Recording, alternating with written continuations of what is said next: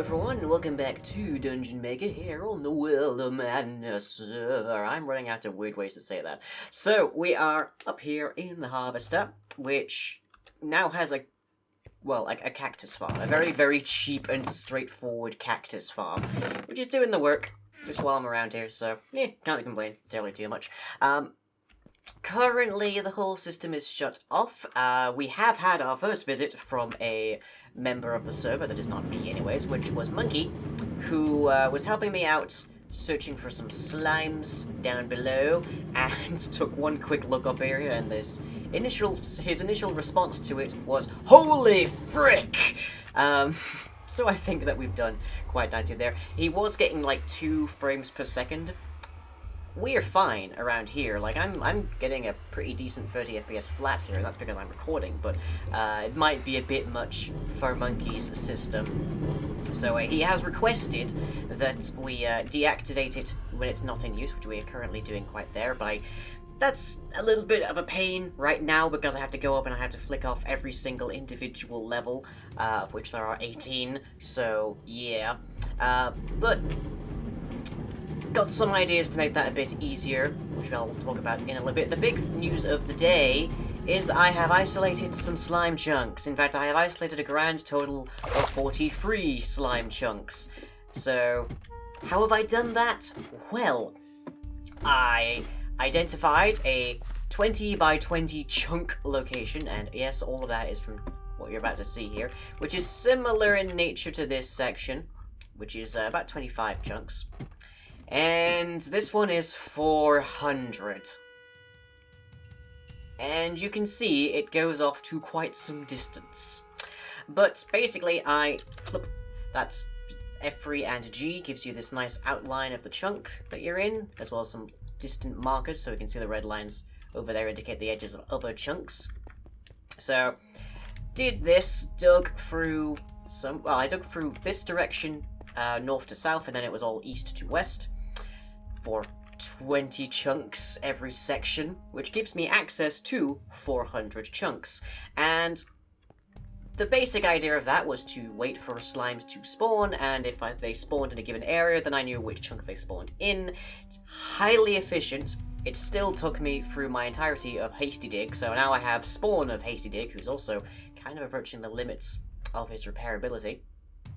But, does mean that I now have actually identified a fair few chunks, but this didn't actually get me all of the chunks that I needed because it was still slow and resource intensive and time consuming and all sorts.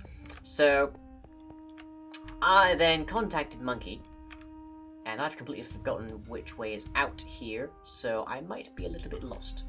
Oh well, shouldn't be too difficult, just run down this way.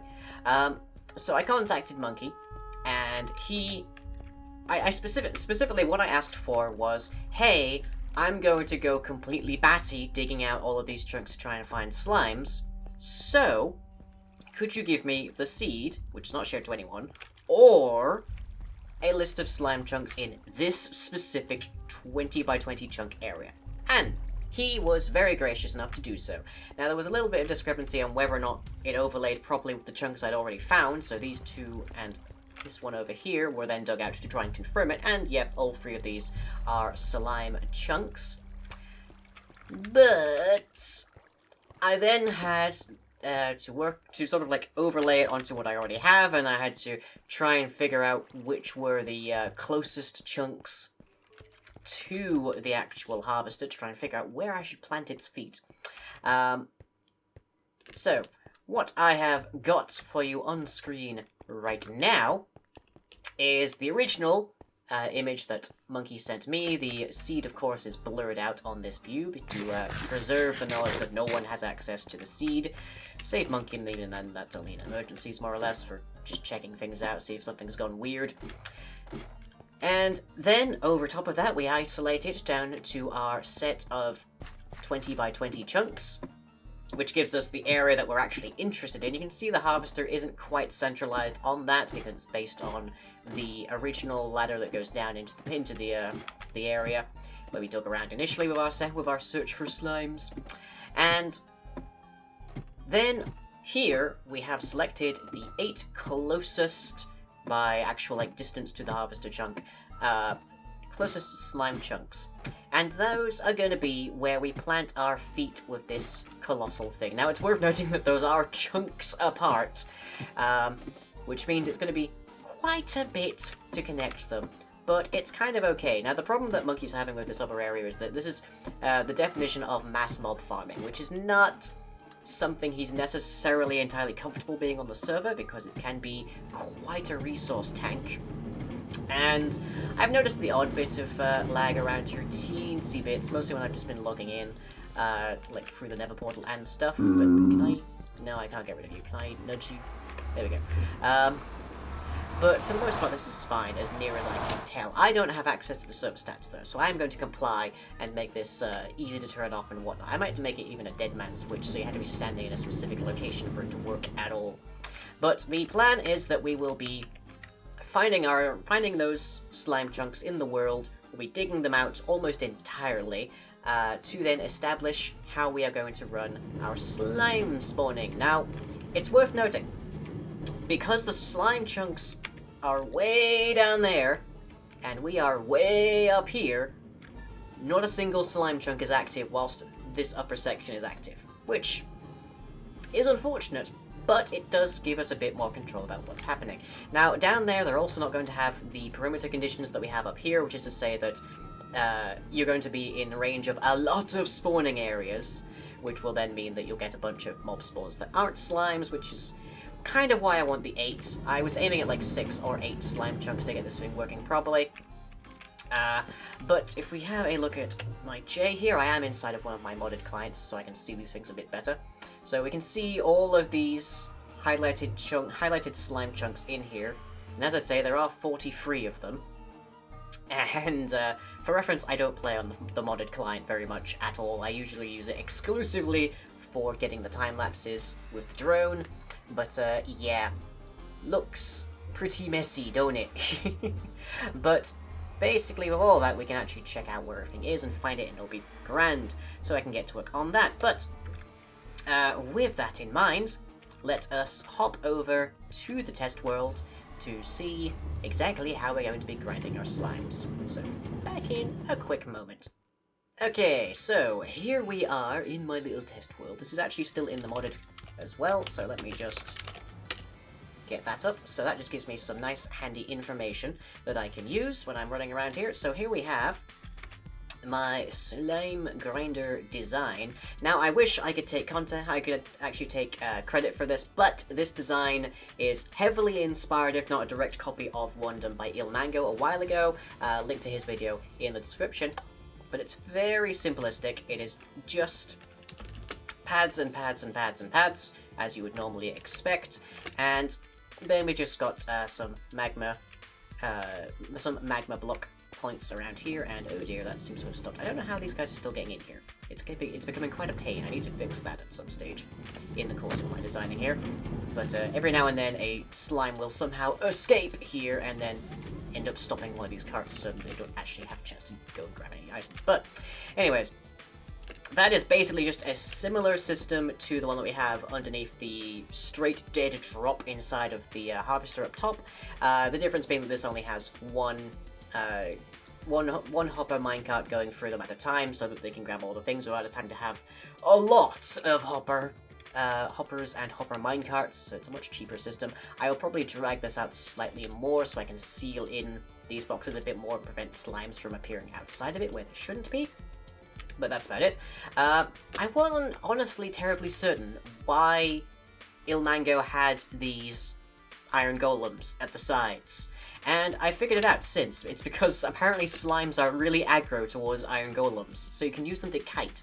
So whilst we have this system, they will just naturally bounce around. Slimes are always in motion to get off the edges. But if you have the golems, they get off a lot faster. So pretty handy. And then we just have these unloading stations at the end here, where all of the slime balls come through. This is just one. This is also in perimeter conditions, so it's working a lot faster than the ones we'll be building on the server actually are. So what I'm thinking of is I'll have these built up so that at the surface we have a nice sort of decorative point where you can collect the slime balls. We can use any number of different slime elevator designs for that, or item elevator design, I should say, for that. And then we'll have the harvesters just like tendrilless legs just coming in to like hook on and like pick them up or take them somewhere else or just suck the slime out of them. I don't know. Something that looks questionable and incredibly imposing either way, for which I'm going to need a lot of stained glass. But nonetheless, that's why we have the cactus farm going.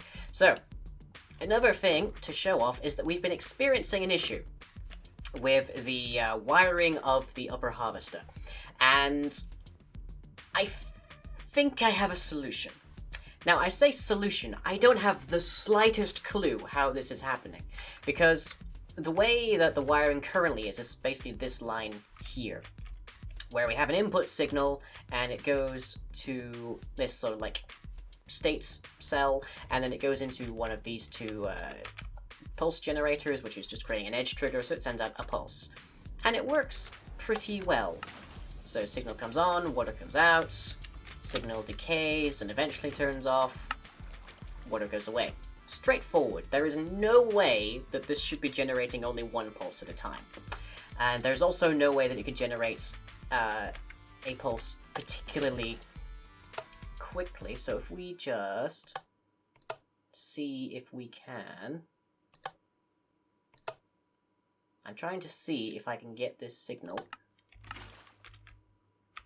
Yeah, see, I don't know how, but basically what's happening is that some of the pads are gradually getting turned to be flooded all of the time.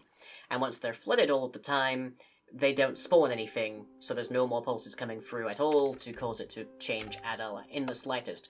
And basically this is a problem in the fact that the wiring doesn't ever know what state the pads are in, it just toggles it. Which is fine, that makes perfect sense. Doesn't make any sense as to why that is somehow breaking, but it is. And this also sort of like goes down to, this is just what the system basically boils down to. Here we have just an on and an off, and it's just taking the inverted signal, which then creates more or less this. It's just a different way of doing the edge trigger that I was working on to sort of as demonstration. Because you might wonder, why am I going through all the trouble to make this system work the way it does? And the answer is, to ensure that it actually works reliably. But the system that I've since worked out is over here, and just overhead we have my test build that I used to get the numbers of materials I need. So here we have what I'm thinking of doing as the new system, the revised wiring, which has the added benefit that it's easy to turn off and keep off. And what happens here is the signal comes in as normal, starts up that state cell as normal, sends out a steady line that goes into two separate circuits that then meet in the middle here to trigger and control the dispensers. Works exactly the same way. Whenever the tripwires are on, it sends and starts flooding it. Whenever the tripwire turns off, then it tries to dry it all up again. But the difference here is that we have this readout coming from the dispensers. Because as we know, because I've already shown this off with the indicator lights that tell us what status the dispensers have, water buckets stack differently to empty buckets, which means that they are able to put out a different comparator signal. So, when you have a water bucket, it's a 2-line signal. When it's an empty bucket, it's a 1-line signal. So consequently, we know exactly what state these are in. So we got one over here, which says if it's an empty bucket, which is to say if the pad is flooded and the signal from the state cell is off, then we send a control line into here, which then refills the buckets and changes this line so it's just a pulse, which is good because we want to have a pulse so we can control these as rapidly and refinably as we can. And then on this end, it is if the dispensers are holding water buckets and the line is on, then this AND gate comes through in a wibbly fashion and sends another pulse. So, oh boy, that's a lot of talking. So that should mean that there is no way for both of these to come on at the same time. There is no way that they will stay on because they invalidate their own conditions. And it should mean that this whole system works a lot more reliably. There is a possibility that it breaks, so for example I can test that here. So if there is somehow a way that these get stuck on, then what happens is that their AND gates are constantly outputting, in some cases, in particular this case, but that is not a pulsar by itself, so consequently this just gets stuck. But the upside then is that we actually just need to send a pulse into them, because then it fixes itself, no problem. And then it's back to working easily. So with that, we can just have a system that can send a pulse into every single one of them, or we can have a system that allows us to lock all of the pads, and then we can reset them, basically, which is a really handy and convenient feature, I have to say, because that means I don't have to go up and apply maintenance to every single one, but I could if I wanted to. So that's really handy. It's about the same size in length, at least, as this one. I think it's a little bit cheaper because it uses 2 comparators and 1 repeater, whereas that's 3 repeaters and 1 comparator. And I think that'll do well. So what I'm going to do is I'm going to replace the wiring on one side of the harvester with this new circuit design, and I'm going to leave the other one as is for just now, and I'm going to see if they both have the issue, or if one has the issue, or if one has the issue worse. Basically, I'm just going to do it in some live testing on the server. I think it's the fact that it's on a server. I think more specifically what's causing the issues is that the wiring and the tripwires themselves are in different chunks. So, of course, the pads themselves are an entire chunk wide, and then the tripwires are in a chunk to the sides of that, and then the wiring that comes out of the tripwires is in a different chunk to the actual main segment of wiring. So I think it's something to do with that. I think it's to do with the chunks unloading, in short. But hopefully this system, since it will be able to tell if it's in the wrong state, will actually be able to fix itself if that kind of problem happens again. The only other possible explanation I have is that mobs are appearing and disappearing inside of the platforms, such as when someone's at ground level, but I don't know that for certain, and I can't really test it. So, who knows, maybe I'll get some replay footage running and see if I can detect when the pads go wrong, and then find out what's going on with the wiring then, but anyways, that is it for today. Oh boy, so much talking for me. But hope you've enjoyed this dominantly blabbering about slimes and wiring, and I shall catch you all next time.